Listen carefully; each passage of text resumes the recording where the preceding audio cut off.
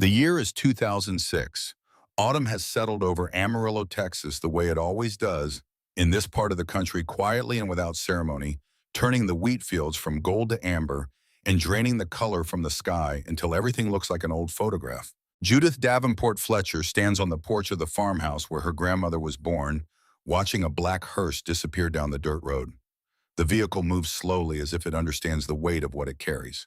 Lavinia Davenport, 90 years old, died 3 days ago in her sleep. The doctor said her face was peaceful. The family said she looked like someone who had finally been given permission to rest. Judith is 34 years old, a history teacher from Dallas who drove up the night she got the call and has not left since. She knows this house the way you know a place that shaped you without your knowing it. The smell of aged oak and dried lavender. The creak of the third step on the staircase. The way afternoon light comes through the kitchen window at an angle that makes everything look like a painting of itself. She goes inside and begins the work of sorting through a life. The downstairs rooms do not take long. Lavinia lives simply in her later years, almost monastically, with few possessions and fewer ornaments.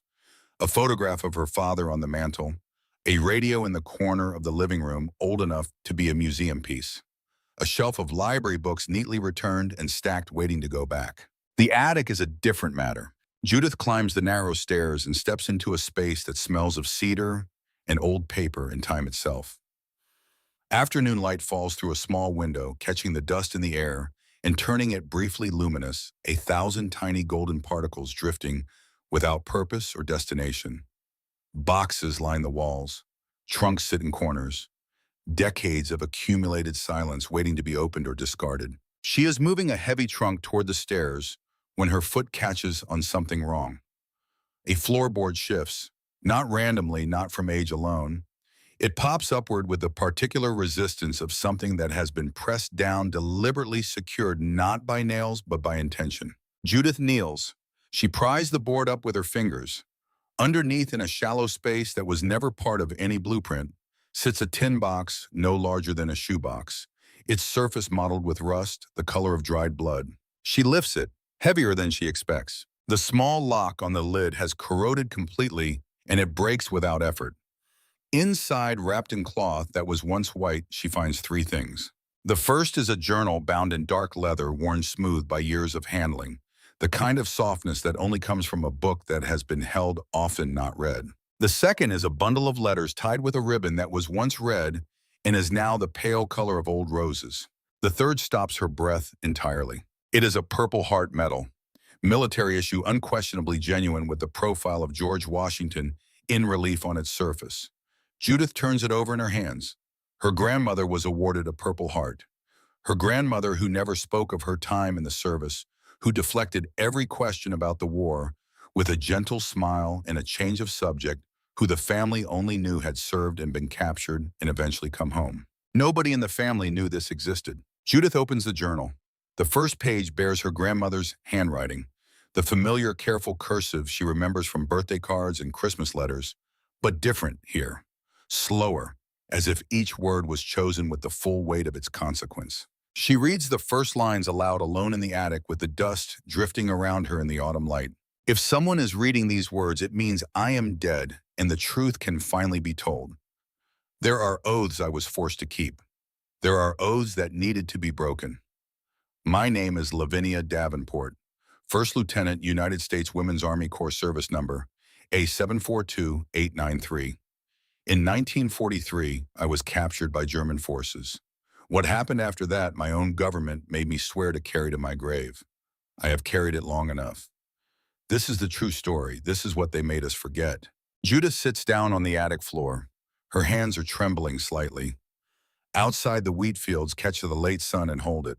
She turns the page and begins to read the story her grandmother kept secret for 60 years. The story begins in the spring of 1942, in the same farmhouse with a young woman standing on the same porch watching her father repair a fence. Lavinia Davenport was 26 years old that spring. She stood at the porch railing in the early morning, a cup of coffee cooling in her hands, watching her father work the western fence line with the steady, deliberate movements of a man who has been doing physical labor his entire life and expects to continue doing it until the day he dies. Lester Davenport was 61 years old, and carried a slight limp in his right leg from a wound he had brought home from Belleau Wood in 1918. He had never explained what happened. There had never described the battle or the injury or the weeks in the field hospital afterward. He simply lived with the consequences of it, quietly, without complaint, the way men of his generation carried most things. Vin, as everyone who loved her called her, had her father's eyes. Gray-blue, the color of winter sky before snow, steady and watchful. She had her mother's determination. Though Margaret Davenport had been gone for 4 years now, taken by tuberculosis in the spring of 1938, when Vin was 22, and the scholarship to the University of Texas was still available, and everything was still possible. Vin had stayed home instead. She had cooked and cleaned and managed the farm's accounts and helped her father through the quiet grief of losing a wife after 30 years of marriage. She did not resent the choice. The Davenports were not people who resented necessary things. Her brothers were gone now too, though not to death. Robert had shipped out to the Pacific in January of 1942, 3 weeks after Pearl Harbor. William had followed a month later, assigned to England. Every week, Vin and her father sat together in the evenings and listened to the radio and waited for letters from the front, and neither of them ever said aloud what they were actually listening for, which was the absence of bad news. The war filled every room of every house in America that spring. It was in the radio broadcasts and the newspaper headlines and the conversations at the feed store and the silences at the dinner table. It was impossible to feel like a bystander when the world was burning this comprehensively.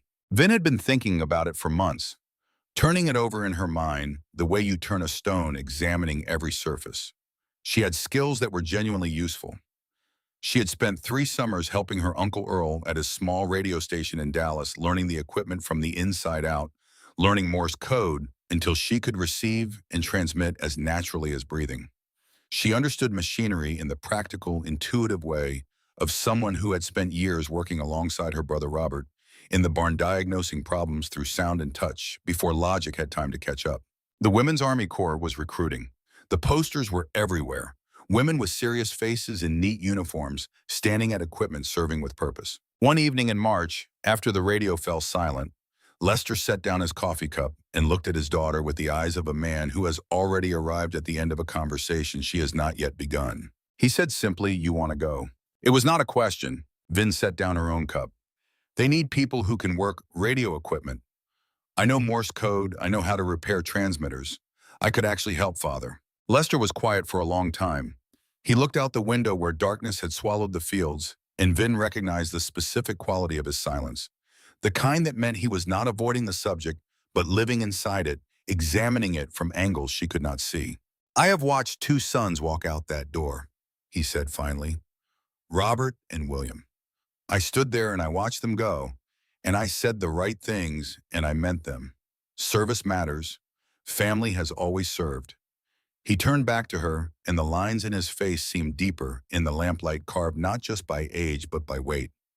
"But I have seen war, Vin. I have seen what it does, not what they write in the papers. What it actually does.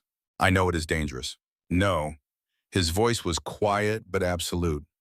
"You know the word. You do not know the thing itself. I know it. I carry it every day in this leg and in ways that do not show." He stopped, drew a long breath. "But if you have decided, I will not be the one to stop you. We are Davenports. We have always served when the country needed us." Robert went. William went. I went. He rose from his chair and crossed to where she sat and placed both his large, roughened hands on her shoulders, the hands of a man who had built things and repaired things and worked this land for 4 decades. "But you will promise me one thing, Lavinia, one thing only." She looked up at him. In the lamplight, she could see both what he was and what he had been, the young soldier and the old farmer, superimposed on each other. "You come home," he said. "Whatever happens, whatever you face, whatever they do or do not do, you come back to this house. You promise me that." Vin reached up and covered his hands with hers. "I promise, Father, I will come home." That promise, made in a farmhouse kitchen in Amarillo on a March evening in 1942, would become the single thread she returned to when everything else had been stripped away. In the months that followed, in places she could not yet imagine, she would repeat it to herself the way some people recite prayers, not because she believed it would protect her, but because it reminded her of the person she was before the world rearranged itself. Basic training at Fort Des Moines, Iowa began in the heat of July 1942. The Women's Army Corps was still finding its shape that first year, the administrative structures and training protocols evolving in real time around women who had arrived from every corner of the country with wildly different backgrounds, in the common quality of having decided that watching from the sidelines was no longer acceptable. Vin distinguished herself within the first 2 weeks. Her Morse code proficiency was immediately apparent. She could receive and transmit at 25 words per minute faster than several of the instructors. Her understanding of radio equipment went beyond operation into genuine mechanical comprehension. When a transmitter malfunctioned during a training exercise, she had it diagnosed and partially repaired before the assigned technician arrived to look at it.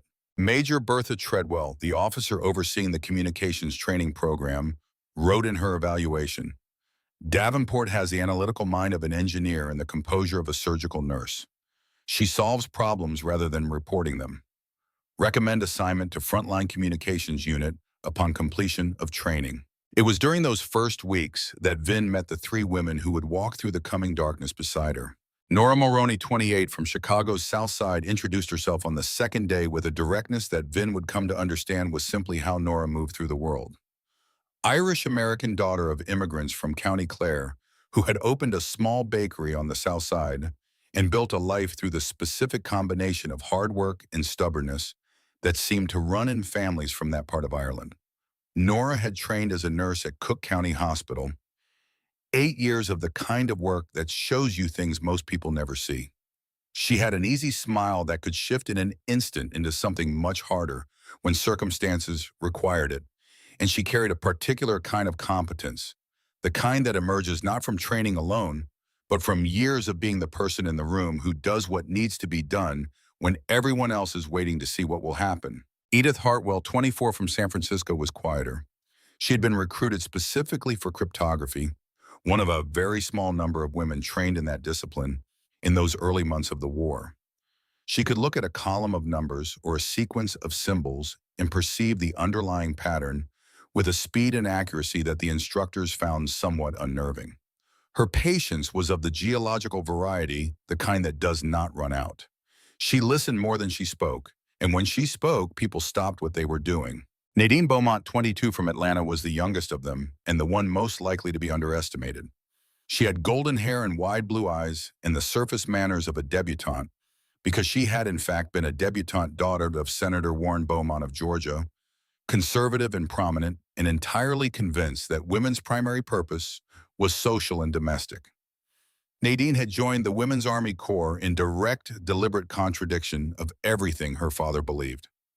She had told him so to his face in his own study with the particular quiet ferocity of a person who has spent years accumulating grievances and has finally found the precise moment to spend them all at once. Beneath the surface charm was a determination so focused it was almost frightening. 4 women from 4 corners of the country, shaped by different cities and different families and different kinds of difficulty, finding in each other something that none of them would have been able to name at the time. But that would later prove to be the most important thing they possessed, the capacity to hold each other together when everything else was coming apart. Toward the end of their training, an officer conducted a session on conduct if captured. He stood at the front of the classroom holding a small book with the gravity of someone presenting the rules of a fundamentally fair game. "If you are taken prisoner," he said, "you provide your name, your rank, and your service number. Nothing more. Under the Geneva Convention, you have the right to humane treatment. You have the right to medical care. You have the right to communicate with your family through the Red Cross. These are not courtesies. They are international law. All parties to this conflict are bound by them." Vin wrote careful notes on every point. The conventions had been signed, ratified, recognized. There was a system. The system had rules. The rules would hold. She did not know, sitting in that classroom in the Iowa heat with her notebook open and her pen moving, that in Berlin, a man named Colonel Walter Hauser had already spent months designing a system specifically intended to make those rules irrelevant, at least for women like her. She did not know about Colonel Walter Hauser at all. Not yet. In the autumn of 1942, while Vin was still in training, Hauser stood at the head of a conference table in a windowless room at SS headquarters in Berlin and presented a problem that he had framed as an opportunity. He was 43 years old, born to an impoverished Prussian family whose sense of aristocratic entitlement had survived the collapse of everything that had once given it substance. His father had died in the first weeks of the First World War in August of 1914, before the autumn mud had hardened into the years of stalemate that would follow. His mother was a severe and bitter woman who communicated her worldview primarily through implication and disapproval, and what she communicated consistently and effectively was that the modern world had gone fundamentally wrong, and that women in particular had been allowed to abandon their natural station with disastrous consequences for everyone. Hauser had studied psychology at Heidelberg, had written a dissertation on the mechanics of identity formation under duress, and had joined the SS in 1933. He had risen quickly, recognized for a specific talent, the ability to break prisoners without relying on crude physical violence. Physical pain, he argued in his early reports, was an inefficient tool. It produced short-term compliance and long-term resistance. Psychological dismantling was slower but far more durable. You had to understand what a person believed about themselves, and then you had to systematically destroy that belief. Now, with the German military capturing increasing numbers of Allied servicewomen, Hauser had been assigned to develop what he called Protocol 27, a specialized processing system for female military prisoners.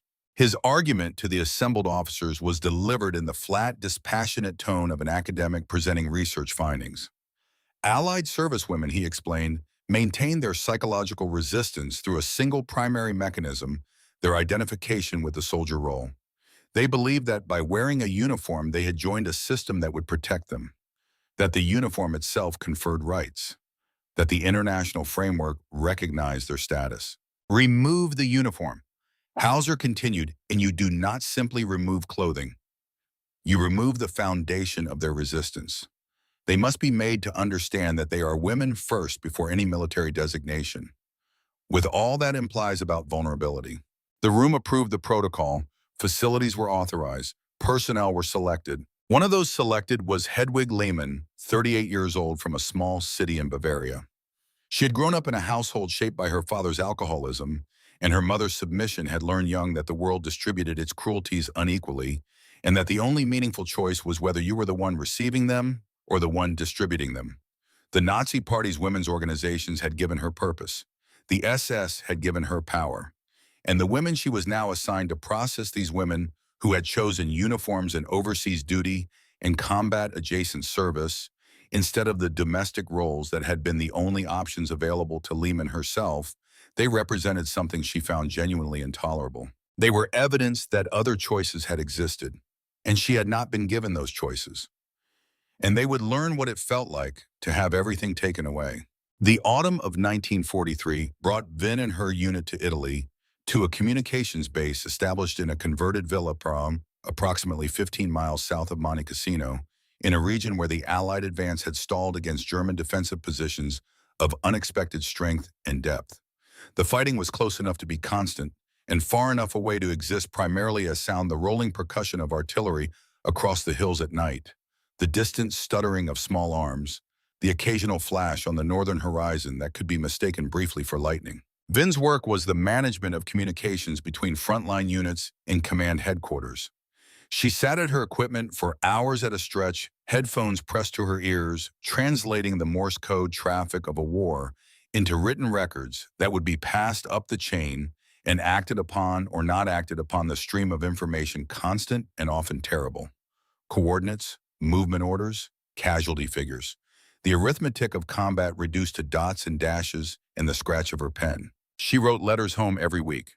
She told her father what she was permitted to tell, which was very little, and left out what she was not, which was almost everything that mattered.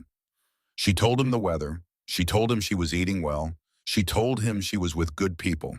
What she did not tell him was that she woke some nights uncertain where she was, that the sound of artillery sometimes replaced the night sounds of the Texas plains in her half-sleeping mind, that she had begun to understand dimly what her father had tried to tell her about the difference between knowing the word for a thing and knowing the thing itself. January of 1944 was cold in a way that felt personal. The German defenses had strengthened. The Allied advance had essentially stopped. The mood at the Villa had shifted from the guarded optimism of autumn to something more careful, more vigilant, with an edge beneath it that everyone could feel but no one named. On a night late in January, Vin was working the midnight shift. The villa was quiet around her except for the usual distant percussion, the valley outside the windows dark and still. She had been on duty for 4 hours and had another 4 to go. The Morse traffic was lighter than usual, which she noted without particular significance. Then the silence broke. The alarm sirens tore through the building simultaneously with the appearance of red warning lights throughout the facility. She heard shouting from multiple directions at once, voices overlapping in the particular register of genuine emergency rather than drill. The words arrived in fragments. German armor, breakthrough, the northern line. She ripped off her headphones.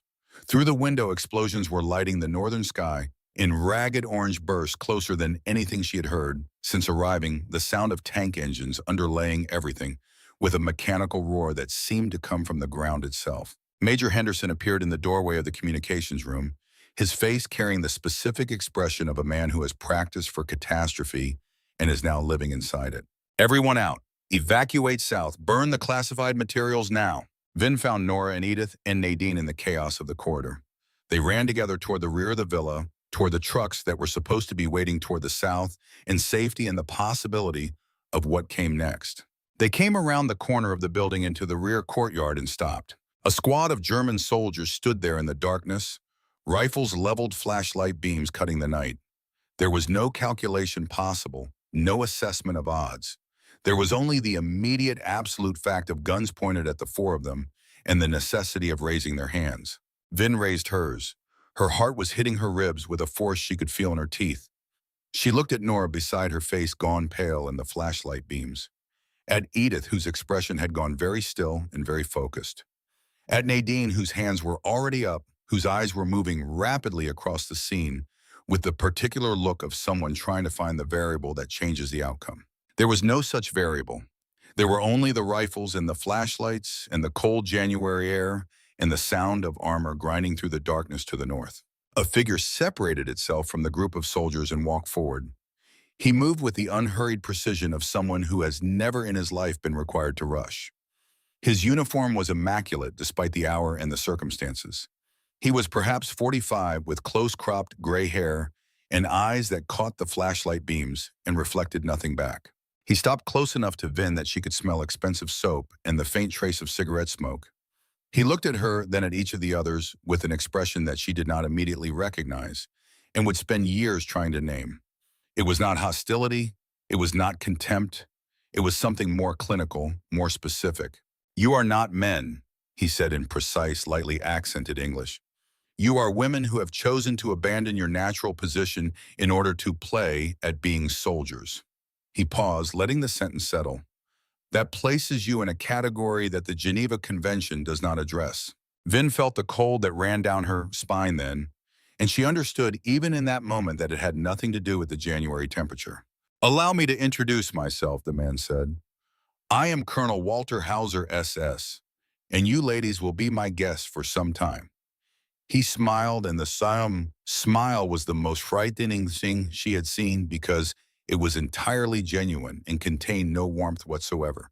"I assure you this stay will be quite memorable." He turned and spoke in German to the soldiers, and Vin watched their expression shift as they looked at the four women watch, something change in their eyes. Some category change, some reclassification happening in real time. Rough rope was looped around her wrists and drawn tight. As her hands were bound behind her, she looked at Hauser one final time before the flashlight beams moved and left his face in shadow. What she saw in his eyes in that last clear moment was something she would not be able to describe for 60 years, not because she had forgotten it, but because the English language did not have a word for the specific quality of excitement that a researcher feels when a long-anticipated experiment is finally about to begin. That same night, hundreds of miles to the north, a young woman named Imogen Bromsgrove was fighting fog and German anti-aircraft fire over the French coast. She was 24 years old, a pilot with the Air Transport Auxiliary, the unit of women who ferried aircraft from British factories to frontline bases. She was flying a Spitfire toward a base near Paris when a shell fragment punched through the left wing and the aircraft began to spin. Imogen Bromsgrove had grown up in a crumbling house in Yorkshire with a mother who was perpetually worried about reputation and a dead father who had left behind nothing but a title and a pile of debt. She had learned to fly at 16 from an old veteran in the village whose face was scarred and whose eyes were somewhere else, and when he died and left her his logbook, she was already a better pilot than most men twice her age. She had joined the ATA, not in spite of her background, but in direct opposition to everything it was supposed to require of her. She ejected when the Spitfire was at 2,000 feet and landed in an empty field in the dark. German patrols found her 4 hours later, hidden in an abandoned barn, still in her RAF flight suit, with her identity papers and the particular defiant stillness of a woman who has decided that the only thing left in her control is how she holds herself. And further south in Lyon, a woman named Margot Beauchamp was already in the hands of the Gestapo. Margot was 32, American-born with English parents who had settled in France before the war. She had been a primary school teacher and then a wife, and then a widow when the Gestapo came to her apartment in October of 1942 and took her husband Pierre into the courtyard and shot him without trial or explanation. 2 gunshots in the dark and then silence. She had 2 choices after that. She had chosen the one that kept her moving. For nearly 2 years, she had served as a guide for the French resistance, specializing in moving downed Allied pilots across the Pyrenees to Spain. She had guided more than 30 men to safety. She was good at it in the specific way that people who have nothing left to lose become good at dangerous things. And then someone in the network had taken 100 Reichsmarks in exchange for her name and location, and the Gestapo had come for her as they had come for Pierre, except that Margot was still alive and Pierre was not. 3 women, 3 different countries or 3 different relationships to countries in the process of redefining themselves under pressure. 3 different lives, 3 different reasons for being where they were. They had never met. They did not know each other's names. They were all on that cold January night in 1944, converging toward the same gray walls in the German countryside where a man named Hauser had spent months preparing for exactly this. A truck moved through the darkness with Vin and Nora and Edith and Nadine in its bed hands bound the cold pressing in through the canvas. The sound of the road changing beneath the wheels as they moved east, away from the front, away from everything familiar, away from the possibility of rescue or intervention. None of them spoke. The darkness between them was not silence, but something more purposeful, each of them inside her own version of the same calculation, trying to find the angle that changed the geometry, the variable that Vin had already understood. In the moment she saw, Hauser's eyes was not there. She thought about her father repairing the western fence in the early morning light. She thought about the radio in the corner of the living room and the sound of news from the front and the particular quality of waiting that had been the texture of life in that farmhouse for as long as she could remember. She had made a promise. She pressed the memory of it against the inside of her chest like a coal against cold, something to generate heat when heat was otherwise unavailable. When morning came pale and gray and without warmth, the truck slowed and stopped. The rear doors swung open and light flooded in too bright after the long hours of darkness. Vin blinked and saw through the glare gray walls and barbed wire and a gate that was already closing behind them. A sign, if there had been one, would have named this place Lager 9. There was no sign. These places did not have signs.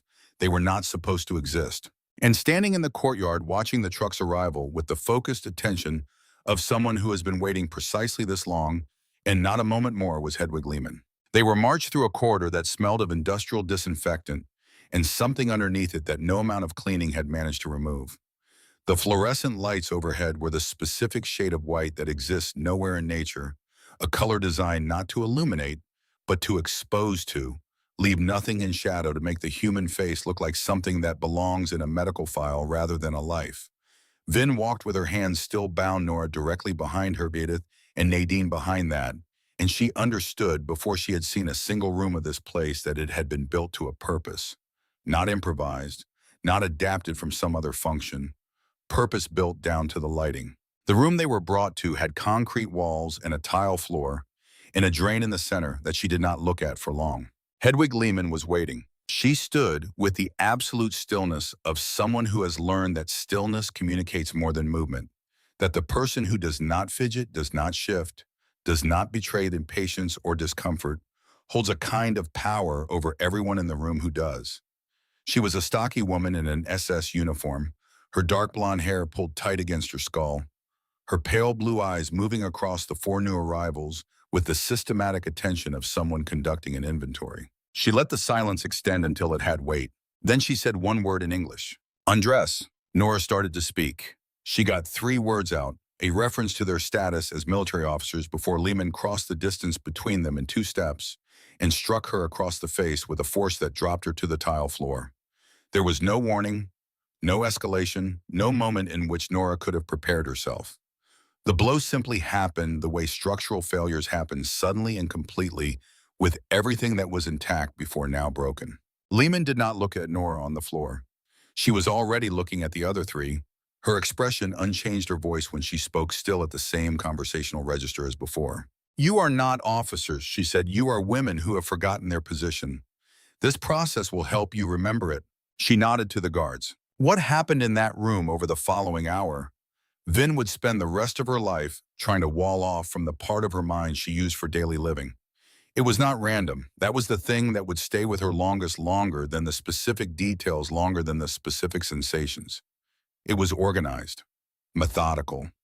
There were men with clipboards and a woman with a camera and a doctor with a clipboard of his own, and everything proceeded according to a sequence that had clearly been practiced, refined, repeated across other rooms with other women before this one. Vin found a crack in the wall opposite and fixed her eyes on it. She counted her breaths, in for 4 counts, out for 4 counts. She recited to herself internally without moving her lips the things that were still true. Her name, her rank, her service number, the farmhouse in Amarillo, her father's hands on her shoulders, the promise. When it was over, they were given clothing, not uniforms. Thin dresses too large for Nora and too small for Nadine, the kind of garments selected not for fit, but for the specific message their unfitness communicated. No undergarments, no proper shoes. Slippers so thin the tile cold came through them immediately. Lehman stood before Vin and looked at her for a long moment with something that might have been in a different face, curiosity. Look at you now, she said. Now you look like what you are. Vin looked back at her. She kept her voice as level as she could manage, which was not very level, but was level enough. First Lieutenant Lavinia Davenport, Women's Army Corps, United States Army, service number A742893. Lehman's expression did not change. We will see how long you remember those numbers. She turned and left the room, and the guards directed the 4 women through another corridor toward the cell block. And Vin walked with the particular internal posture of someone who has decided in the absence of any external choice that the only remaining decision is what to keep and what to surrender, and has identified what she will not surrender under any circumstances. The cell was approximately 10 feet by 12. Concrete walls, a single window, too high and too small to do anything but let in the knowledge that there was an outside world somewhere. No beds, no blankets. The tile floor was cold in the absolute way of stone that has never been warm. The 4 of them sat down with their backs against the wall, and the darkness came and the cold settled into them like water finding its level. Nora wept. She tried initially to suppress it and then stopped trying, the sobs coming in the muffled, rhythmic waves of someone who knows this is happening and cannot stop it. Edith lay on her back, staring at the ceiling with an expression so contained it looked like a decision. Nadine sat with her knees drawn up and her arms wrapped around them, shaking in the small, continuous way of someone whose body has gone past the point where shivering is useful and is simply running the program anyway. Vin felt all of it. The cold in her bones and the exhaustion behind her eyes and the thing that lived beneath the exhaustion, the formless, nameless thing that wanted to pull her under and that she refused to name because naming it would give it a shape to push against, and she was not ready for that. She crawled across the tile to Nora. She found Nora's hand in the darkness and held it. Listen to me, she said, her voice roughened by thirst. All of you, listen. She waited until the quality of the silence shifted, until she felt the attention of all 3 of them settle in her direction. We are still soldiers. They took the uniforms. They cannot take the designation. Name, rank, service number. That is what we are. That is still what we are. How, Nora said, and the word came out in pieces. Can you say that? After what? Just because if I stop believing it, I will not survive this night. The answer came without deliberation, emerging from somewhere below the level of thought. And I made a promise to my father, and I intend to keep it. Silence. Then in the darkness of a concrete cell somewhere in the German countryside, Vin began to speak in a low, steady voice. First Lieutenant Lavinia Davenport, Women's Army Corps, United States Army, service number A742893, Amarillo, Texas. The silence that followed lasted long enough that she thought it would be silence permanently.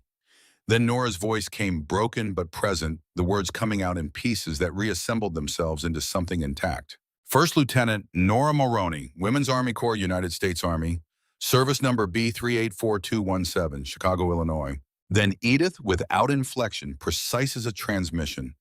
First Lieutenant Edith Hartwell, Women's Army Corps, United States Army, service number C956821, San Francisco, California. And then Nadine, her voice so small it barely displaced the air around it, but there, present, chosen. First Lieutenant Nadine Beaumont, Women's Army Corps, United States Army, service number D273954, Atlanta, Georgia. Four voices in a concrete room at the bottom of the night. A ritual born not from tradition or training, but from necessity, from the specific human need to be reminded of what is true when everything false is pressing in from every direction. They did not know yet what they had started. Far away in Amarillo, Lester Davenport sat at his kitchen table with a coffee cup that had gone cold and a letter he had already read 4 times. It had arrived that morning from the Army. The language was formal and careful, the specific, careful language of institutions that have learned to communicate bad news at scale. Lavinia Davenport, the letter said, had been classified as missing in action as of the 28th of January, 1944. Lester read it a 4th time. Then he folded it along its original creases and placed it in his shirt pocket against his chest. He put on his coat and went outside to the western fence line, the one he had been repairing when Vin stood on the porch and watched him and made her decision, and he worked for 2 hours without stopping. When the light failed, he set down his tools and looked east toward a horizon that held Italy somewhere beyond its curve and did not speak. He looked down at his right foot where the old wound had settled into a permanent, low-level complaint that he had long since stopped noticing. Then he looked back at the horizon. Then he went inside and lit the radio and sat down to wait, the way men of his particular formation waited without theater, without the performance of waiting, simply occupying the space where waiting happened and letting time pass through it. His daughter had made a promise, and Davenports kept their promises. He intended to hold her to it. 3 weeks passed at Lager 9 before Vin understood the full shape of what she was inside. The facility held approximately 60 women, American, British, French, Polish, Dutch, Norwegian. All of them had served in some military or paramilitary capacity. All of them had stepped outside the role that men like Hauser believed women were designed for. All of them were here for the same foundational reason, which was not intelligence extraction, but something Hauser considered more scientifically significant. They were here to be studied. This understanding came to Vin gradually through observation and inference, through the patterns she began to identify in how the place operated. The processing upon arrival was documented. The interrogations that followed were documented. The responses of individual prisoners to specific stimuli were documented. There was a research staff distinct from the guard staffmen with civilian credentials who moved through the facility with clipboards and spoke to each other in the low collegial tones of a professional conference. Lager 9 was not a prison camp, it was a laboratory. Imogen Bromsgrove arrived 2 weeks after Vin brought through the gate in the same thin dress they all wore. Her blonde hair unwashed, her jaw set in an expression that Vin recognized immediately because she had worn it herself in the courtyard in Italy, the expression of a person who has made a decision about what they will and will not give. They were placed near each other during the sparse evening meal, and the conversation they had was brief and sufficient. "Pilot," Vin said quietly. "A TA Spitfires." Imogen kept her eyes on the table. "U communications. Radio, Morse code." A pause, then Imogen said, still without looking up, "They took my logbook, along with everything else." It was a small thing to mention, a logbook. But Vin understood exactly what it meant, that the specific thing they had taken from Imogen was not the most valuable thing she owned, but the thing that most clearly documented who she was and what she had done. The record of a pilot's flights is the record of a pilot. Without it, she was just a woman in a dress. "They cannot take what is already inside," Vin said. Imogen looked at her then, a long, assessing look. Then she nodded once, the nod of someone filing information away for later use. Meanwhile, Edith Hartwell had been working. The cryptographer's mind does not stop because its environment has changed. It simply redirects its application. Edith had spent the first week mapping the patterns of the guard rotations. The timing of light checks the specific acoustics of the cell block corridor. She had identified a set of sounds that could carry information without appearing to carry anything at all. A cough with a specific timing meant guards were approaching. Two coughs in sequence meant the corridor was clear to speak. A series of taps against the wall, patterned on Morse code, could carry short messages between cells. She explained the system to Vin and the others on a night when the guard change had left a window of approximately 4 minutes. She spoke quickly and precisely and expected no questions, and there were none.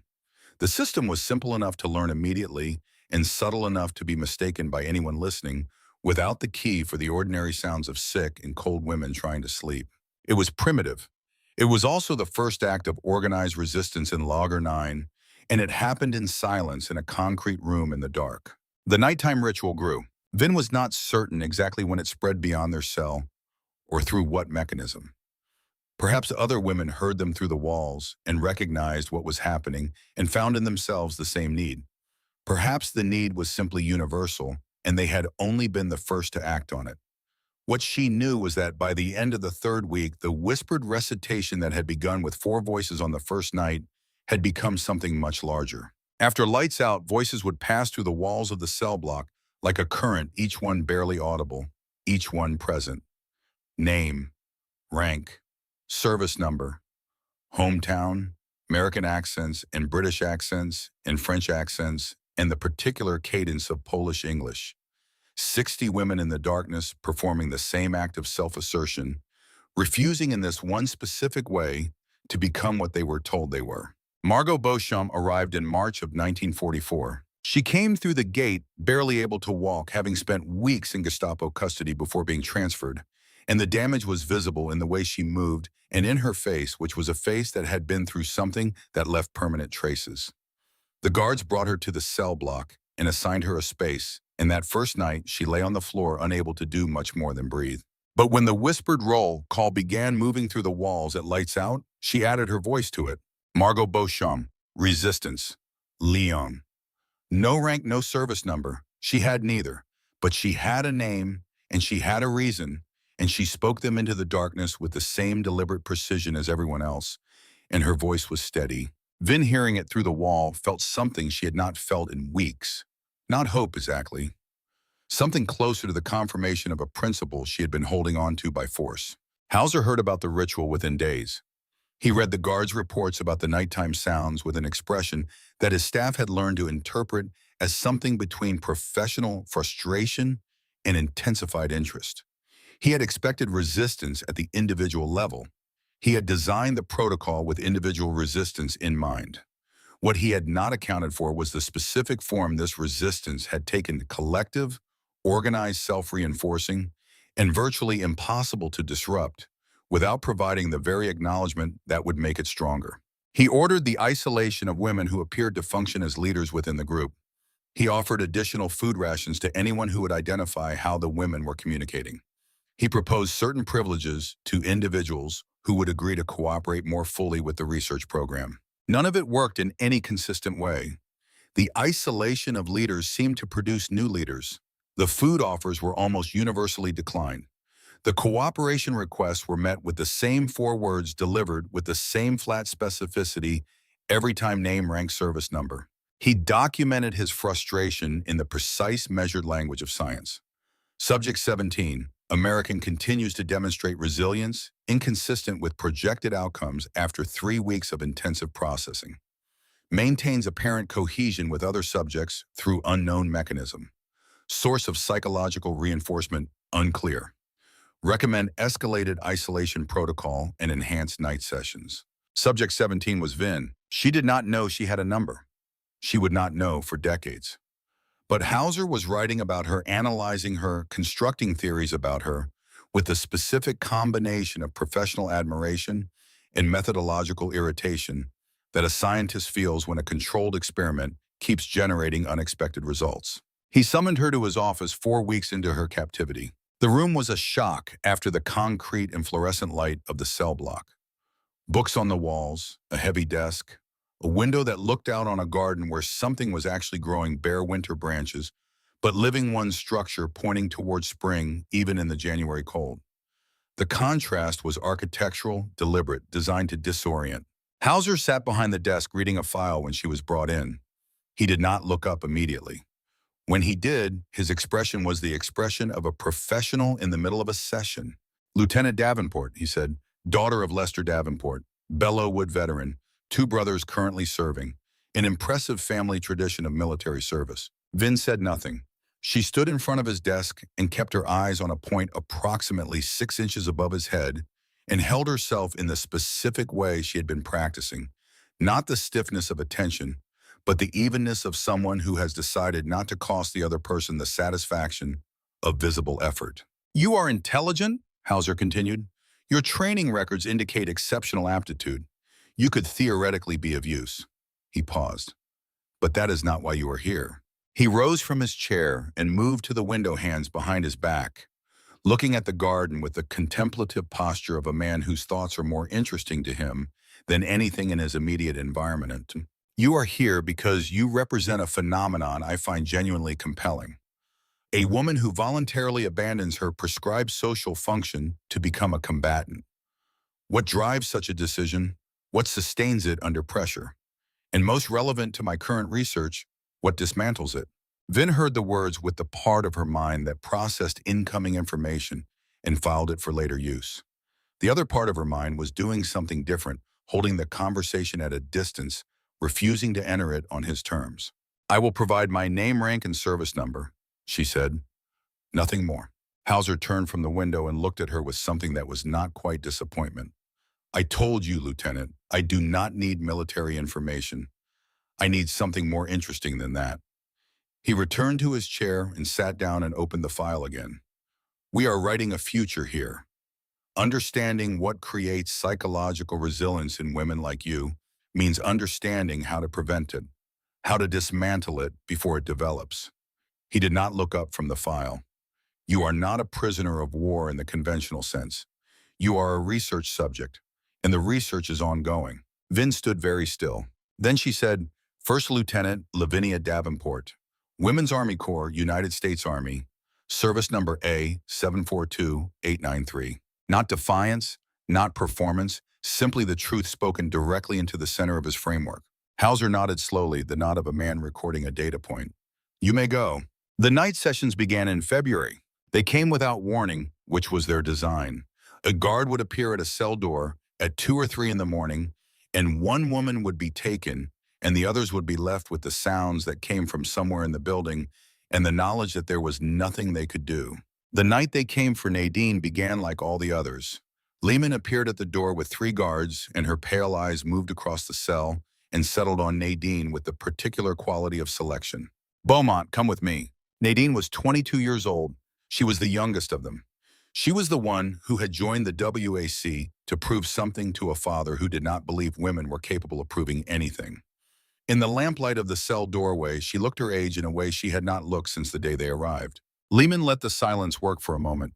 Then she said in the conversational tone she used for everything, "If any of you can tell me about the communications protocols your unit was using before capture, Miss Beaumont's evening becomes considerably more comfortable." Vin looked at Nora. Nora's expression was a question she already knew the answer to and was asking anyway, the way you ask questions whose answers you cannot accept. From the adjacent cell, a voice came through the wall, Margot Beauchamp's voice, low and certain, carrying the specific authority of someone who has already navigated this exact landscape and knows its geography. "Do not," Margot said. "Whatever they promise, do not. If you give them one thing tonight, this becomes every night for everyone forever. She knows this. We all know this. Do not." Nadine was looking at Vin. Her hands were shaking at her sides, small tremors she was not suppressing. The blue eyes that had always carried something bright in them were carrying something different now, something that was not brightness, that was the opposite of brightness. A darkness that comes from understanding clearly what is about to happen and having no mechanism to prevent it. She held Vin's gaze for 3 seconds. Then she straightened deliberately in a way that cost her something visible. Name, she said, her voice barely carrying across the cell. Rank, service number. That is all I will give you. Lehman smiled. It was the smile of someone who has received the answer she expected and finds it useful. We will see, she said. They took Nadine out into the corridor, and the cell door closed, and the sound of footsteps diminished down the hallway, and then there was silence. The particular silence of absence. Vin sat against the wall. Nora sat across from her. Edith did not sit at all, but stood at the wall with both palms flat against the concrete as if she could press through it. Margot prayed in the next cell, her voice barely audible, the words in English, measured and continuous. Vin did not pray. She did not sleep. She sat with her back against the cold concrete and counted the hours, which was something she had learned to do with precision, and she did not let herself listen too carefully to the sounds that came from the other end of the building.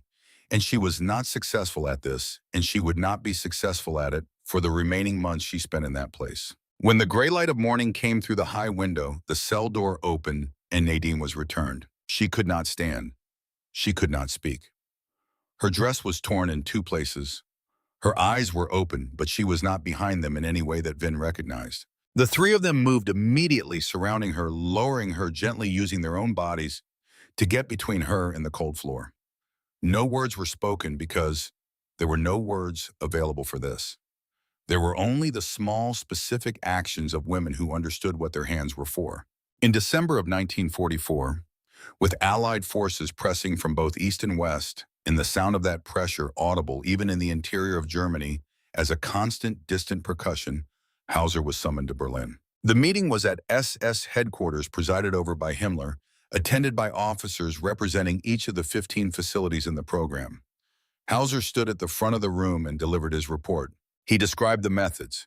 He described the results. And then he described the anomaly, using that word precisely, anomaly, the clinical designation for something that does not fit the projected model. Solidarity, he said. The subjects have developed support structures of unexpected depth and durability. Collective resistance has proven significantly harder to break than individual resistance. Several subjects demonstrate psychological endurance that exceeds our models for their demographic. Another officer from a different facility added that Soviet women pilots were proving nearly impossible to process using standard techniques, while British and American subjects responded more intensely to approaches involving institutional identity and honor. The variations were noted. Adjustments were discussed.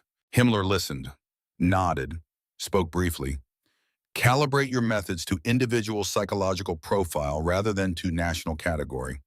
Continue documentation. This data has future value. The meeting lasted several hours. It was conducted in the language of science and administration throughout. Not once did anyone in that room acknowledge that they were discussing human beings. Not once did anyone raise a question about the category of activity they were engaged in. The minutes of that meeting would be discovered in 1995 in a storage facility in what had been East Germany, untranslated and unexamined for 50 years, having been captured by Soviet forces in the final weeks of the war before the destruction of evidence could be completed. They would constitute, when finally read, a comprehensive record of the fact that what happened at Lager 9 and its 14 sister facilities was not the work of aberrant individuals acting outside sanctioned limits. It was policy, approved at the highest level, documented with bureaucratic precision, a program with a budget and a staff and standardized reporting procedures and a regular schedule of high-level review. None of this was known to the women inside the facility in December of 1944. What they knew was that something had shifted. The guards were different, not crueler exactly, but different in quality. There was an anxiety beneath the authority, now a distraction. Officers who had been regular presences began to be absent without explanation. Supply deliveries became irregular. The food, which had never been adequate, became less adequate. And at night, from the direction of the administrative building, smoke rose. Imogen noticed it first during the brief exercise period they were permitted in the courtyard each day. She said nothing at the time, but that evening, during the window that Edith's signal system had identified as safe, she spoke through the wall to the adjacent cell. "They are burning files," she said. "I can smell it. I can see the smoke from the window." Vin had already smelled it. The specific smell of paper burning in volume, a smell distinct from the wood smoke or coal smoke, thinner and more acrid. "They know what is coming," Imogen said. Vin did not respond immediately. She sat with that knowledge and turned it over. The Germans burning their own records meant the Germans anticipated being held accountable for those records. Accountability required witnesses. Witnesses required access. Access required the kind of proximity that only came when the war reached this place. The war was coming here. The war was close enough that the people running this facility were already preparing their version of what had happened. And she understood with a clarity that arrived without comfort that when liberation came, it would not be the end of anything. The burning of the records was not the Germans covering their tracks from the Allied armies. It was the Germans covering their tracks from history. Whatever happened in this building, they intended it to disappear. The women inside it were not supposed to survive as witnesses. Or if they survived, they were not supposed to be believed. Or if they were believed, they were not supposed to be heard. Vin lay on the cold floor of her cell that night and looked at the small rectangle of darkness that was the window, and thought about her father sitting beside his radio in Amarillo, waiting for news that had not come for almost a year, and she held the promise she had made inside her chest like something she could not afford to set down. She did not yet know that the men who burned the files and the men who would come through the gate to liberate them were in certain important ways working toward the same ending. She would learn that in the spring. March of 1945 arrived at Lager 9, the way defeat arrives at every institution built on certainty, not with a single moment of collapse, but through the accumulation of small failures that together constitute an ending. The guards who remained were younger than the ones who had been there in the autumn, or older with nothing in between, which meant the men in the middle had been pulled toward whatever was happening at the fronts. The daily schedules that had governed every hour of life inside the facility began to slip. Mealtimes shifted.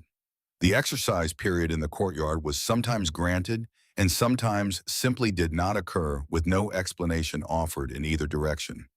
The administrative building had a new smell to it, the persistent underlayer of ash, the evidence of fires that were now burning around the clock. Hauser summoned Vin one final time. She walked the corridor to his office for the second time in 15 months. And the corridor felt different, not because anything physical had changed, but because everything that had given it its particular quality of menace, the certainty behind it, the sense that the institution it served would outlast any individual inside it, all of that had become conditional in a way that the walls themselves somehow communicated. The office looked the same. The books were still on the shelves. The desk was still heavy and dark, but the man behind it had changed in a way that the room had not caught up to. Hauser looked smaller. This was not a physical diminishment, but something in how he occupied his space, the specific way a person takes up less room when the authority that was their structure has begun to dissolve. He did not look at a file this time. He looked at her directly. "The war is ending," he said, "not in the way we intended." Vin stood before his desk. 15 months had taken 30 pounds from her frame and left white at her temples, and she was 26 years old. She held herself in a way she had learned in this place, not the rigid attention of the parade ground, but something quieter and more durable, the posture of a person who has identified what they will not surrender and is organized around that refusal. "You survived," Hauser said. He seemed to be working through something as he spoke, assembling an observation from its component parts. 15 months here, and you are not broken. I want you to understand that I find this genuinely remarkable." "I know what you find remarkable," Vin said. "You have been writing it down." A brief pause. "Yes, I have." He leaned back in his chair, and for the first time since she had known him, he did not look like a researcher or an administrator. He looked like a man at the end of something. "I confess that I still do not fully understand the mechanism, the solidarity I could map, the communication system once I identified it, the nightly ritual I documented extensively. But the underlying source of it, what made it persist when every external condition was designed to prevent persistence." He shook his head slightly. "That remains, as I said, my one unfinished question." Vin looked at him for a moment. Then she said something she had not planned to say and would spend years afterward uncertain whether she regretted. "The answer is simple," she said. "You were trying to make us into something other than what we were. We just kept being what we were. That is not a mechanism. You cannot write it in a report." Hauser studied her face for a long moment. Whatever he was looking for, she did not know if he found it. He rose from his chair. "I must attend to certain arrangements," he said. "I imagine you will be seeing other people soon." He walked out of his own office, and she stood alone in it for 30 seconds, before the guard came to collect her, and she used those 30 seconds to look at the books on his shelves, the titles of the texts a man reads when he is studying how to dismantle human beings. And she memorized as many of them as she could, because some part of her already understood that this was evidence that memory was the only archive she had left, and that she would need it. She never saw Colonel Walter Hauser again. In the days that followed, the destruction accelerated. Box after box of files was carried from the administrative building to a burn site behind the main structure, and the smoke that rose from it was now visible from the cell block windows at all hours. Lehman supervised the burning personally, standing in the cold with her arms folded and watching the records turn to ash with an expression that might have been satisfaction or might have been something more complicated. The expression of a person incinerating the evidence of a chapter of their life that will need to be explained differently once the chapter is over. On her last night at Lager 9, Lehman made one final circuit of the cell block. She stopped at Vin's cell and looked through the bars at the four women inside. Vin sat closest to the door. They regarded each other through the iron without speaking for long enough that the silence became a kind of statement. "You think you will tell the world what happened in this building?" Lehman said. Not a question. She was working through the logic of it, narrating her own conclusion. "You think people will listen?" Vin said nothing. "No one will believe you," Lehman continued, "and the ones who believe you will not want to hear it. The story you are planning to tell is not a story anyone wants." She reached into her coat pocket and produced a set of keys and dropped them through the gap at the bottom of the cell door onto the floor inside. The metal rang against the tile and settled. "You are no longer worth the trouble of guarding." She walked down the corridor and through the door at the end, and her footsteps diminished, and then there was only the distant sound of the burning, which continued through the night. Vin looked at the keys on the floor for a long time. Then she picked them up and held them in her palm and felt the weight of them and thought about what they represented and what they did not represent, because keys only open things, they do not restore what was inside before the lock was there. She kept them until morning. April 15th, 1945. The artillery had been closed for 3 days, close enough to feel through the floor, when the largest rounds went off, a subterranean vibration that moved through the concrete and up through the body and registered somewhere below the level of thought. The engines they heard in the early afternoon were different from the German vehicles they had learned to identify by sound over 15 months. Different pitch, different rhythm, different weight. Imogen heard it first and said nothing, because she had learned that saying things before you were certain only costs something you cannot get back. Then voices. American English shouted orders, the particular cadence of soldiers moving through an unknown space with weapons ready. The main door of the cell block came off its hinges with a crash that resonated through the entire structure, and light poured in, real outdoor light, afternoon light with weather and angle and the specific quality of a day in spring, and standing in the doorway was a soldier who looked in that first moment impossibly young. Private Delbert Wojcik of Cleveland, Ohio was 22 years old, and he had seen things in the preceding 11 months of the European campaign that had reorganized his understanding of what human beings were capable of. He thought he had adequate preparation for what might be inside a building that his unit's intelligence described as a detention facility. He did not. He stood in the doorway with his rifle held at his side and looked at the women who came toward the light, and his face went through several things in quick succession that he did not have the experience to conceal. Vin walked out first. She weighed less than 85 pounds. Her hair had gone white at both temples, and she was 26 years old, and the dress she wore was the same dress she had been given on the first night laundered, when laundry was possible and worn when it was not. She walked slowly, but she walked under her own power, and when she reached the doorway and stepped into the April light, she stopped and looked at the young soldier directly. "We are WAC," she said. "Women's Army Corps. We are soldiers the same as you." Wojcik's throat worked. He turned his head toward the soldiers behind him and started to speak, and could not complete the sentence on the first attempt. He tried again. "We have American women," he said. "Get the medics up here. Get everybody up here." He looked back at Vin. She would remember later that his eyes were the particular brown of creek water in autumn, and that he was crying not dramatically but continuously, and without apparent awareness of it. The tears simply present the way rain is present. "I'm sorry," he said, and it was the most inadequate sentence she had ever heard, and also the most genuine, and she nodded once, because that was all she had the energy to give him. Imogen was carried out on a stretcher, her body having declined past the point where it would cooperate with her will. Margot walked with her arm around the shoulders of a young corporal who kept adjusting his grip to support more of her weight as she needed it. Nadine had to be lifted and carried, her legs simply no longer able to hold her. Vin walked out, under her own power, into the light of a day she had not been certain she would live to see, and she turned once to look at the building behind her and did not look at it again. The trucks that took them east toward the Allied lines moved through a Germany that was coming apart at its seams, burned out armor at the roadsides, villages with white sheets hanging from windows, columns of civilians moving in both directions with the stunned purposelessness of people who have lost the story they were living inside. Vin sat in the back of a covered vehicle and watched through a gap in the canvas and felt the distance between herself and Lager 9 accumulate. And the feeling was not what she had imagined liberation would feel like in the months when she had allowed herself to imagine it. She had thought it would feel like release, like pressure removed.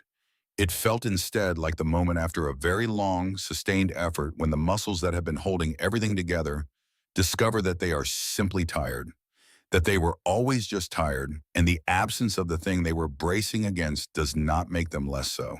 She thought about her father. She thought about the farmhouse and the radio in the corner, and the smell of old oak and lavender, which she could almost reconstruct from memory if she concentrated the specific way it had smelled on winter mornings when the fire was going, and the light was still gray outside. She was going home.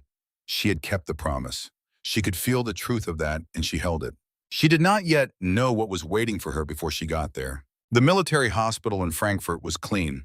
This was the first thing, and it was not a small thing. After 15 months, the white of the sheets and the smell of actual antiseptic being used for actual medicine, and the nurses who spoke to her in English and touched her carefully with the specific gentleness of people who have been briefed on what she has been through without being told any of the details. She should have felt safe.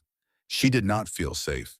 Something in the architecture of the place was wrong in a way she could not immediately identify, and it took 2 days to understand what it was. No one was asking her anything, not about the facility, not about what had happened there, not about Hauser or Lehman or the other women or the burning of the records or anything that would constitute in any framework. She understood the beginning of accountability for what had been done to her and 60 other women over the preceding 15 months. The doctors asked about her physical condition. The nurses asked if she needed anything. A chaplain came on the second day and sat with her for a while and talked about recovery in terms so general they could have applied to any kind of wound. Nobody asked about Lager 9. On the 5th day, Major Bernard Garrison came to see her. He was perhaps 40, with the face of someone who has spent considerable time managing the consequences of decisions made by other people. The particular weariness that accumulates in men whose job is to be present at difficult moments without being responsible for what made the moments difficult. He sat in a chair beside her bed and placed a folder on his knee and introduced himself and told her that he needed to conduct a formal debriefing regarding her captivity. Vin told him everything. She spoke for 4 hours. She described the arrival at Lager 9 in the processing room, in the first night on the coal floor, in the nighttime ritual, in Lehman's methods, in Hauser's office, in the research apparatus, in Nadine's night in the Berlin meeting that she had pieced together from fragments over the following months, in the burning of the records and the keys left on the floor of the cell. She described it all in the sequential, detailed way that she had been trained to report information with specificity about persons and locations and dates where she had them, and clear notation of uncertainty where she did not. She told him everything because she believed, sitting in that hospital bed in Frankfurt in April of 1945, that she was constructing the evidentiary foundation for a prosecution. That Hauser and Lehman and everyone associated with the Lager 9 would face the same kind of reckoning that was already being organized for others. That what had been done to her and the other women would be documented, entered into the record, made part of the permanent accounting of the war. When she finished, Garrison sat in silence for a moment. Then he opened the folder and removed a sheaf of papers and placed them on the bed in front of her. "I need you to sign these." She looked at the papers. They were dense with language, the specific dense language of legal instruments. "What are they?" Garrison met her eyes, and what she saw in his face was something she had not expected.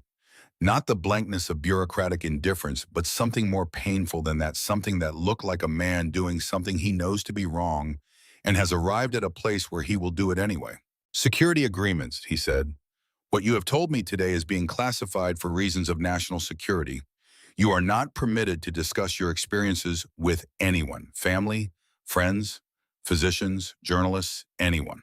The silence that followed was of a different quality than any silence she had experienced in 15 months at Lager 9. That silence had been imposed from outside by the guards in the institution in the structure of captivity. This silence was being handed to her to carry herself voluntarily under her own signature. I just described war crimes, she said. Crimes committed against American servicewomen on behalf of a program that was approved at the highest levels of the SS and documented systematically. I described this to you so that it could be prosecuted. Garrison's jaw tightened. I do not make these decisions. Hauser, she said. Layman, will they face any charges? He did not answer. He looked at a point somewhere to the left of her face, and his silence was its own answer, complete and sufficient. Vin looked down at her hands on the white hospital sheet. The hands that had operated radio equipment and been bound with rope and held Nadine's head off the floor of a cell in the dark. She thought about the 60 women who had whispered their names through the walls every night for 15 months. She thought about Margot praying in English. She thought about Edith tapping code against the concrete. She thought about Nora's voice on the first night broken and then present. She thought about Imogen saying in the truck on the way out that they still had their memories. What if I refused to sign, she asked. Then Garrison said, and he stopped, and he did not finish because he did not need to. She picked up the pen. Imogen signed in her hospital bed, her hands still not entirely steady from malnutrition, but her signature legible and clear, the signature of a woman who was signing under protest and wanted the quality of the signature to say so. Margot signed with her eyes looking at something that was not in the room. Nadine signed with a hand that trembled so continuously that the letters came out irregular, like something written during an earthquake. Nora signed in silence, tears on her face that she did not wipe away. Edith signed with the same precise control she applied to everything, though something behind her eyes had been altered by the act in a way that would not reverse. 60 women signed away the right to speak about what had been done to them. A memorandum classified in May of 1945 and not released until 2001 described the reasoning. Detailed accounts of specialized enemy treatment of female military personnel could create significant public relations challenges and negatively affect future recruitment of women into the armed services. These experiences, while regrettable, do not serve current intelligence objectives and should be sealed indefinitely. The psychological welfare of the subjects is better served by encouraging forward movement rather than continued focus on past trauma. In other words, the story was inconvenient, and inconvenient stories in the spring of 1945 had a mechanism for disappearing. Lester Davenport was 64 years old when Vin stepped off the bus in Amarillo in July of 1945. He had been standing outside the station for 40 minutes before the bus arrived, which was not something he would have acknowledged to anyone, and which Vin understood completely the moment she saw him, understood the 40 minutes in his face, and in the way his body changed when he saw her come down the steps. He crossed the distance between them and put his arms around her, and she felt the familiar weight of him, the particular way his hands held on, and they stood there on the sidewalk outside the Amarillo bus station, while the other passengers moved around them like water around stone. He said into her hair, "You kept your promise." She said, "I kept my promise." They drove home in his truck through the flat land and the late summer light, and neither of them said anything about the 15 months between the promise and its fulfillment. He did not ask, and she did not offer not, because she could not speak to him, but because some of what she was carrying was now by law impossible to speak to anyone. And the rest of it she was not yet able to separate from the classified portion without revealing what she had been ordered to conceal. The nightmares came every night for months, and then every few nights, and then, unpredictably, without schedule for the rest of her life. Lester came when he heard her and sat in the chair by her bed, without turning on the light, and was simply there, which was the only thing that helped and the only thing available to him to give. One night he said, "I have them too, different ones, the same category." She looked at him in the darkness. "I know," she said. "You signed papers," he said. It was not a question. He had not been told this. He had simply understood it the way he had understood things about the nature of institutions since 1918. "Yes." He was quiet for a moment. Then he reached across and found her hand in the darkness, and his palm was rough from 40 years of fence work and field work, and the kind of labor that leaves permanent marks. Some things get carried alone, he said finally. Not because the carrying is right, because the world has not made room for them yet. But I see you carrying it. I do not need the words. I see what it weighs. She did not answer because there was nothing to answer, but she held his hand until the room got light.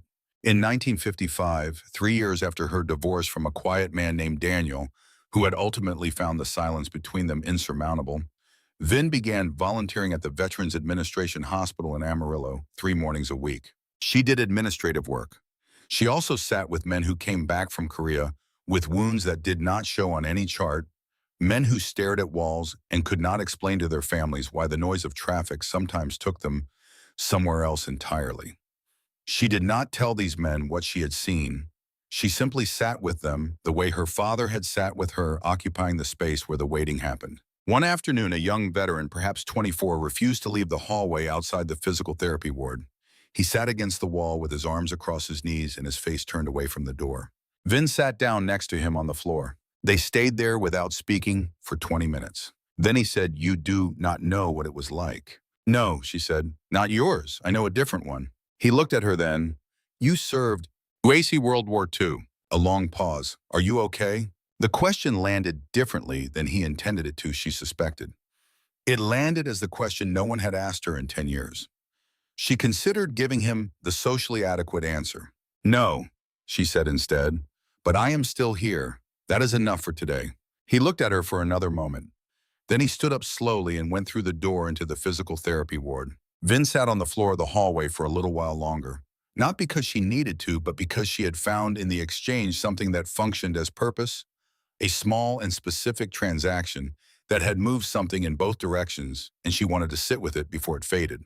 In 1962, she was reading a magazine when she saw the name. The article concerned a government program called Operation Paperclip, through which German scientists and specialists had been brought to the United States after the war to work for American institutions. The program had recruited experts in rocketry, aviation, chemistry, medicine. The article mentioned, among others, a psychological specialist currently consulting for the Department of Defense on advanced interrogation methodology. His name was Dr. Walter Hauser. She read the sentence 4 times. She set the magazine down. She picked it up and read the sentence again. The man who had designed Protocol 27, the man who had studied her and 60 other women with the detachment of a botanist cataloging specimens, the man whose office had books on its shelves about the architecture of human identity and how to pull it apart. He was here, in America, working for the government she had served, doing presumably some version of the same work he had done at Logger 9, advising on how to break people, consulting on methods refined through practice, on women who had never been permitted to speak about what he had done to them. She wrote letters. She wrote to senators and to the Department of Defense and to the FBI and to the Army and to the Red Cross and to 3 newspapers. She received form rejections from the offices that responded and silence from the ones that did not. Then a phone call came. A man who did not give his name spoke from a number that could not be traced in the flat, affectless tone of someone reading from a prepared position. "Lieutenant Davenport, I would strongly advise you to discontinue your current inquiries. Dr. Hauser provides services of significant value to national security interests, and I would remind you that you are party to a binding confidentiality agreement regarding your wartime experiences, the terms of which remain in full effect. I trust you have been in compliance." She held the phone after the call ended in the kitchen of the farmhouse where the radio sat in the corner, in the same place it had always sat. She thought about what she had in this house. She thought about her father's service pistol, which she had kept in the drawer of his bedside table after his death in 1958, because she had not decided what else to do with it. She went to the bedroom. She opened the drawer.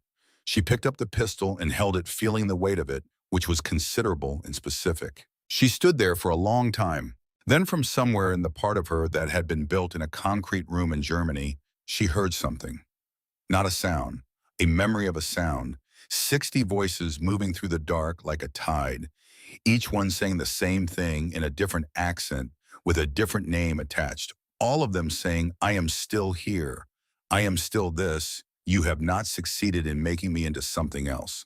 She put the pistol back in the drawer. She went to the kitchen table and sat down and opened the notebook she kept for household accounts and turned to a blank page and wrote at the top of it in the careful cursive her mother had taught her, "If I cannot speak, I will write. And one day when I am gone, someone will find this. Someone will know."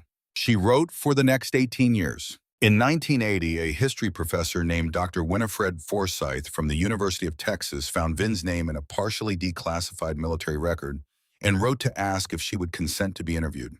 Vin called her back. "Why now?" Forsyth asked in the first conversation before she had understood what she was about to be told.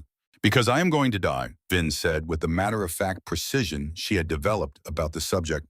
The doctors had given her a timeline.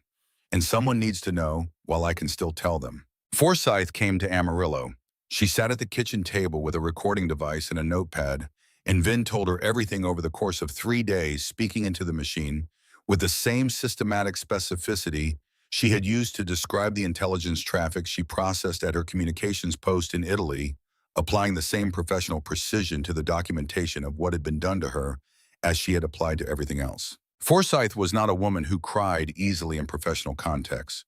She cried on the second day and then on the third and then again when she drove home with the recordings on the seat beside her and understood that she was carrying something that had been waiting 35 years to be carried. "This should have been prosecuted at Nuremberg," she said near the end of the third day. "It should have been many things," Vin said. "It was not. We were inconvenient. It is easier to make inconvenient things disappear than to explain them."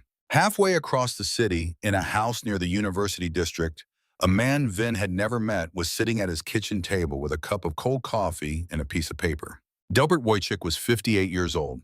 He had been a soldier and then an electrician, and then since a back injury 3 years before, a retired electrician with too much time and an obligation he had been carrying since an April afternoon in 1945, when he had stood in a doorway and seen something that he had never been able to unfold himself from. He was writing a letter to the office of his congressman. It was the 48th such letter he had written in 35 years.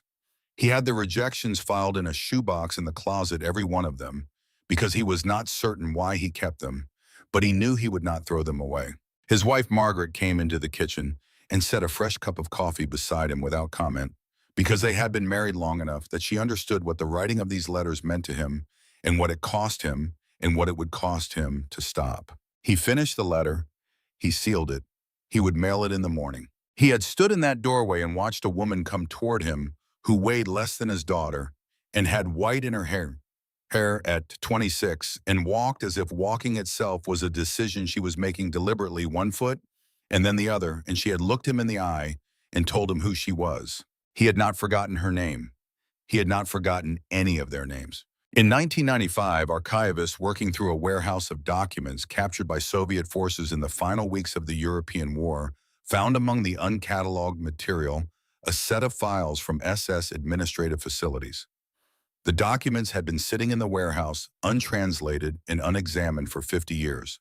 Among them were the training manuals for Protocol 27, the personnel files for Hedwig Lehman, who had died in 1971 in Buenos Aires, under an assumed name, having lived for 26 years as someone else, which was not in the end so different from what she had tried to make the women of Lager 9 become. And the complete research reports of Walter Hauser, 14 volumes of clinical documentation covering the full scope of the program, written in the measured language of academic science, every session recorded, every subject numbered, every outcome assessed. Walter Hauser had died in 1987. He was 88 years old. He died in his bed at his home in Northern Virginia, surrounded by family, having lived for 40 years in the country of the women he had spent the war studying, employed and compensated, and professionally respected, having never faced a single charge or been asked a single official question about anything he had done. He died believing himself, by every account available, to be a man who had served science and served his adopted country and had made a contribution to both. The documents from the warehouse took several years to translate and assess. When they were finally published, they constituted a record so complete, so meticulously maintained in Hauser's own hand, that the program could not be characterized as the work of individuals operating beyond sanctioned limits. It was policy. The paper trail ran from Lager 9 all the way to Himmler's office and back, stamped and countersigned and filed in triplicate. In the spring of 2001, the United States government held a ceremony. No press was invited, no public announcement preceded it. It took place in a conference room in a building in Washington whose name most people have never heard, and the people invited to attend were the women who had survived the 15 facilities and the very few officials who had the clearance and the institutional will to be there. 8 women remained, 8 out of the hundreds who had passed through those facilities over the course of the war. Vin was 82. She sat in a wheelchair that she used now for long distances, but resented on principle. Beside her sat Imogen Bromsgrove, also 81, who had flown from England for this specific day on a commercial flight that she told Vin privately considerably easier to manage than a Spitfire and anti-aircraft fire. They were holding hands. They had been holding hands since Imogen sat down. WWII was there. He was 79 years old and he had driven from Cleveland, Ohio, and he sat in the third row with his wife Margaret in the shoebox of 48 rejection letters that he had decided for reasons he did not explain to anyone to bring with him. When Vin saw him across the room, she recognized him with an immediacy that surprised her despite the decades. And when he saw her recognize him, he looked away and took several slow breaths before he could look back. A general spoke about service and sacrifice. Another official spoke about institutional failures and the responsibility of governments to those who serve them. There were Purple Heart medals presented 56 years late and certificates of formal recognition and an official apology rendered in the specific language of apology that avoids the admission of specific liability while attempting to convey the sentiment of genuine remorse, which is a narrow and difficult linguistic path to walk, in which they did not walk particularly well. When it was Vin's turn to speak, she pushed herself up from the wheelchair. Imogen put a hand on her arm and she shook her head and Imogen let go, and she stood on her own slowly with the effort of a body that has outlasted its original terms. The room went quiet. For 50 years, she said, we were asked to be silent. We were told it was national security. We were told it was for our own benefit. The truth is simpler than that. She paused. They were ashamed, not of what the enemy did to us, of what they did afterward. They made us disappear because they did not want to explain us and because the explanation would have required them to account for the fact that they asked us to serve and then abandoned us and then silenced us when we tried to say what the abandonment looked like. She looked at the officials in the front row. We are not here to accept an apology. An apology is between equals offered when one has wronged the other and both parties are in a position to recognize it. We are here because 60 years is long enough. Because the 8 of us who are still alive are the only proof that the women of Logger 9 were real, and we will not always be alive, and the record matters more than the recognition. She looked then toward the back of the room, toward Delbert Wojcik, who was sitting very still. There was a young soldier who stood in a doorway in April of 1945 and saw us and did not look away, she said. He has been writing letters about us for 55 years. He did not have to do that. He was not ordered to. He simply understood that some things need to be witnessed and that witnessing is not a passive act. She held his gaze across the room. I want him to know that it mattered. Wojcik pressed his lips together and nodded once and did not trust himself to do anything else. Vin sat back down. Imogen took her hand again. We did it, Imogen said quietly. We lived long enough. It is not enough, Vin said. It will not be enough. She held Imogen's hand tightly. But it is something. Lavinia Davenport died in the farmhouse in Amarillo in the autumn of 2006, 90 years old in her sleep, with the wheat fields outside the window, in their October colors, and the radio in the corner of the living room, and the smell of old oak and dried lavender in every room of a house she had known for the entirety of her life. She left instructions with her will, the tin box in the attic under the loose floorboard, to be opened by Judith only after her death, and a letter separate from the journal addressed simply for whoever reads this first. The letter said, I kept the promise I made to my father. I came home. I came home every time they tried to make me into something that could not find its way back. The uniform was cloth. The rank was words. The service number was a string of digits. None of it was what I actually was. What I actually was could not be taken. What I actually was is why I survived. Tell the ones who come after us that the Germans and their protocols and their researchers and their carefully documented experiments did not understand the thing they were studying. And tell them that our own government, with its classifications and its security agreements, and its careful management of what the public was permitted to know, did not understand it either. You cannot file away what a person actually is. You cannot classify it. You cannot make it disappear by burning the records. It persists. Judith Davenport Fletcher sat on the floor of the attic as the sun went down over the Amarillo Plains and the light shifted from gold to amber to the particular deep blue of a Texas evening in autumn.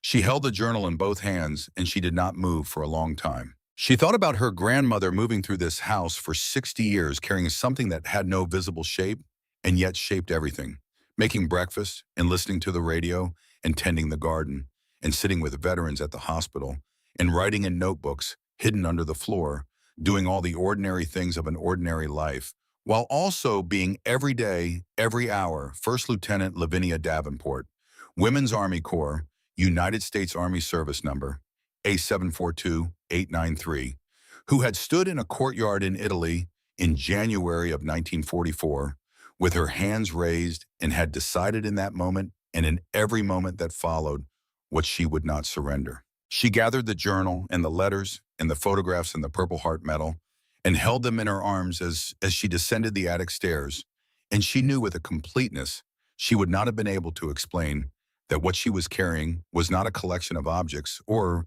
even a collection of documents. She was carrying a record made possible only because one woman had refused to let it disappear, had written it down in secret across 18 years, and hidden it under the floor of a farmhouse in Texas, and trusted that someone would eventually find it and understand what it meant and know what to do. She would make sure they were right to trust that. Outside, the wheat fields were darkening toward night. The first stars were appearing above the flat horizon, and in the corner of the living room where it had always been, the old radio stood in its familiar silence, waiting as it had always waited for whatever the world had to say next.